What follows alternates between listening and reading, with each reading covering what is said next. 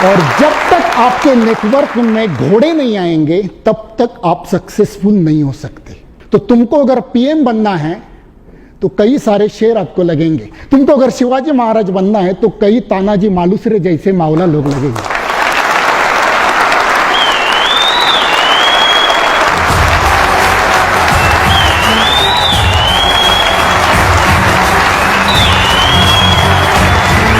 किसी भी सक्सेसफुल इंसान का अगर हिस्ट्री निकाल कर देखोगे, वो इंसान इसलिए सक्सेसफुल बनते हैं अपनी जिंदगी में क्योंकि उनका फाउंडेशन बहुत मजबूत होता है।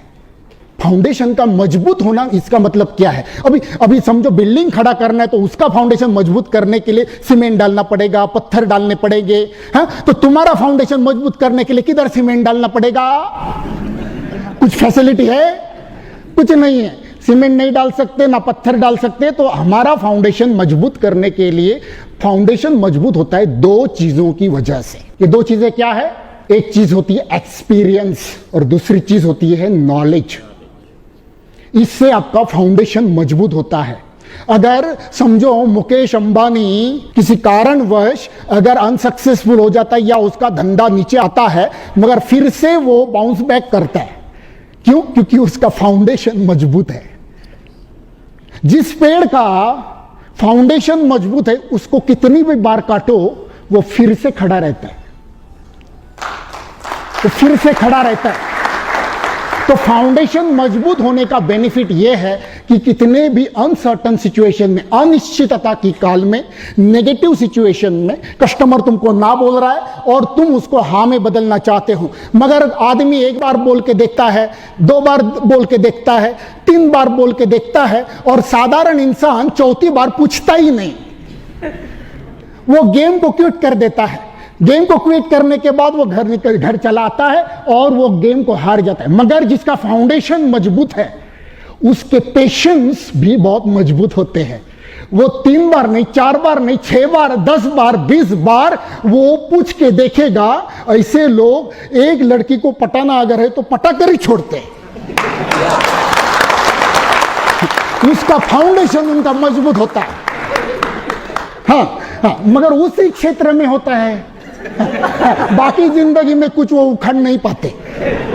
हाँ, किसी भी क्षेत्र में आपको सक्सेसफुल बनने के लिए आपको अपना फाउंडेशन को मजबूत करना पड़ेगा। सचिन तेंदुलकर को सक्सेसफुल क्रिकेटर बनने के लिए क्रिकेट में आने से पहले 10वें साल से 5 साल तक उसने अपना फाउंडेशन को मजबूत किया। कैसा भी बॉल आए मैं उसको खेल पाऊंगा। बाउंसर आए, यॉर्कर आए, हाँ, 2 टप्पा आए या 3 टप्पा आए, हाँ, मेरे को घुमाना है। तो ये एक माइंडसेट बनाने के लिए थोड़ा वक्त लगता है ना। जब क्रिकेट में जब सचिन तेंदुलकर खेलने लगा तो फौरन क्या होगा, जैसे इंटरनेशनल क्रिकेट में आ गए बड़े बड़े, जैसे दक्षिण अफ्रीका का डोनाल्ड और कई सारे बड़े बड़े बॉलर्स उसके सामने थे। तो बड़े बड़े बॉलर्स के साथ, उनके साथ मुकाबला करने के लिए फाउंडेशन मजबूत होना बहुत जरूरी। वैसे ही अगर बड़े बड़े लीडर्स को आपके नेटवर्क में अगर जुड़ाना चाहते हैं ना, तो कभी भी ना घोड़ा होता है ना, वो गधे के नीचे कभी काम नहीं करेगा।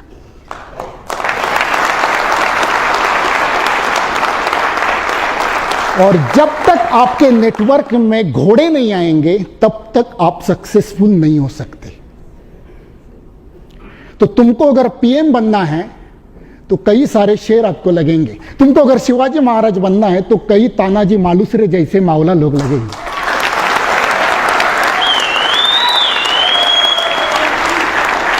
शिवाजी महाराज के पीछे तानाजी मालुसरे जैसा मावला था क्योंकि शिवाजी महाराज में उतना फाउंडेशन मजबूत था। स्किल के लेवल पर, सोच की लेवल पर, स्किल के लेवल, तलवारबाजी ऐसे खेलते थे कि तानाजी मालुसरे भी उनको सरेंडर हो गया।